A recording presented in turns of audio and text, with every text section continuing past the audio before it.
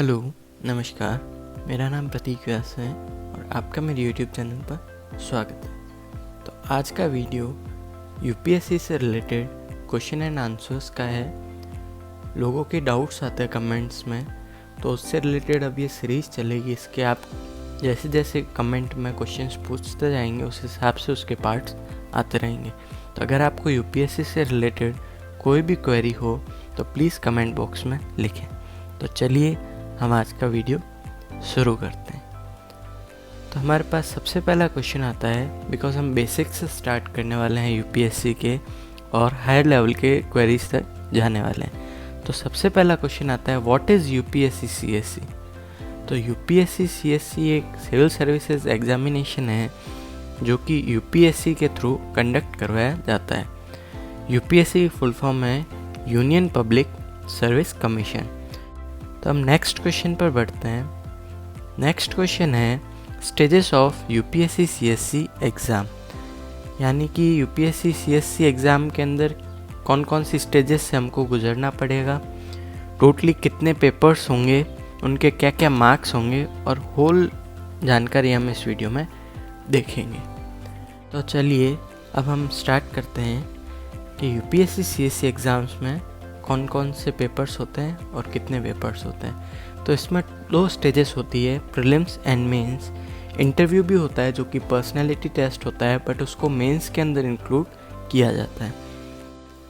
तो चलिए हम प्रीलिम्स की बात करते हैं। प्रीलिम्स में 2 पेपर होते हैं, पेपर 1 एंड पेपर 2।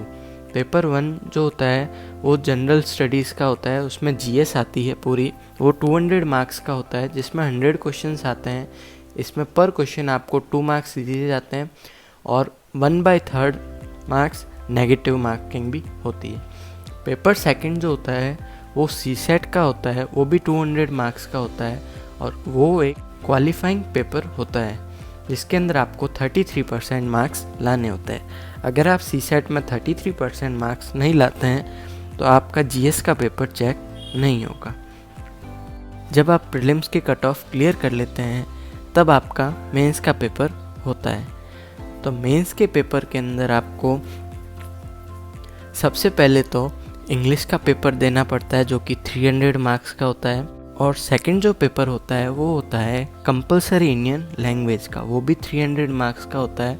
आपको जो भी इंडियन लैंग्वेज सूट करती है आप उसके थ्रू एग्ज़ाम दे सकते हैं, जैसे Hindi, Sanskrit, Punjabi, Gujarati, Marathi and many more.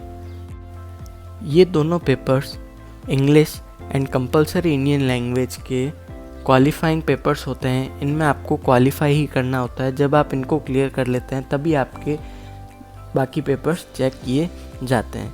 तो बाकी पेपर्स के अंदर आपके पास होगा एसए का पेपर होगा, वो होगा 250 मार्क्स का। फिर होगा GS1, GS2, GS3 and GS4, चारों ही 250 मार्क्स के होंगे। मतलब टोटली जीएस का वेटेज 1000 मार्क्स का हो जाएगा।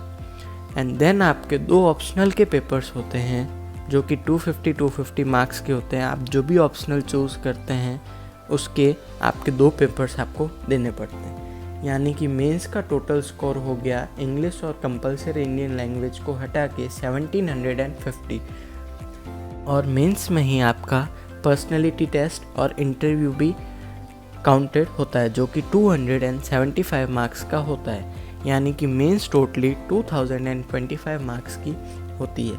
इससे आपकी मेरिट लिस्ट निकलती है। अब हम थर्ड क्वेश्चन पे आएंगे कि why NCERTs are very important in UPSC CSC examination. क्योंकि होता ये है कि आप जब एनसीईआरटीज रीड कर लेते हैं सारी 6 to 12 तक की, तब आपका एक अच्छा फाउंडेशन बन जाता है, आपको अच्छी बेसिक नॉलेज हो जाती है। और एनसीईआरटीज बहुत इजी लैंग्वेज में लिख रखी है जिसको आप इजीली रीड करते ही समझ सकते हैं, और सबसे अच्छी बुक्स एनसीईआरटी होती है अपना फाउंडेशन बनाने के लिए। दैट्स वाई एनसीईआरटी को बहुत इम्पोर्टेंट माना गया है। अब हम फोर्थ क्वेश्चन पे चलते हैं। फोर्थ क्वेश्चन ये है कि कौन कौन सी स्टैंडर्ड बुक्स है यूपीएससी सीएससी एग्जामिनेशन के लिए। सबसे पहले हम पॉलिटी की बात करेंगे। हर बच्चे को पता होता है कि पॉलिटी के लिए स्टैंडर्ड बुक यूपीएससी सीएससी के लिए एम लक्ष्मीकांत होती है। एंड सेकंड सब्जेक्ट है जियोग्राफी। जियोग्राफी के लिए फर्स्ट हम बोलते हैं कि जीसी लियोंग बहुत अच्छी बुक है। Second is Majid Hussain. And the most important book for geography is Oxford Atlas. Atlas is very important UPSC CSC examination for map work and many more things. Now let's we go to the third subject, which is Indian economy. The best book for Indian economy is by Ramesh Singh sir. Okay, then we go next to subject history. History is divided into three parts: modern, medieval and ancient history. For modern history, Bipin Chandra and Spectrum are the best. For medieval history, Satish Chandra is the best. For ancient history, R.S. Sharma is the best. And for history, you can also prefer for class 11 Tamil Nadu board book. And then other books related to UPSC CSC are like Nitin Singhania, Art and Culture and many more books. अगर आपको कोई book पता हो और आपको जानना हो कि वो अच्छी है या नहीं, तो आप कमेंट बॉक्स में ज़रूर लिखें।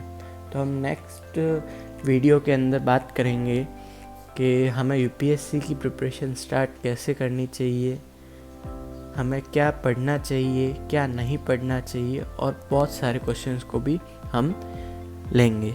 अगर आपको कोई भी यूपीएससी से रिलेटेड क्वेरी हो तो प्लीज़ कमेंट बॉक्स में कमेंट करें। Thank you for watching my video.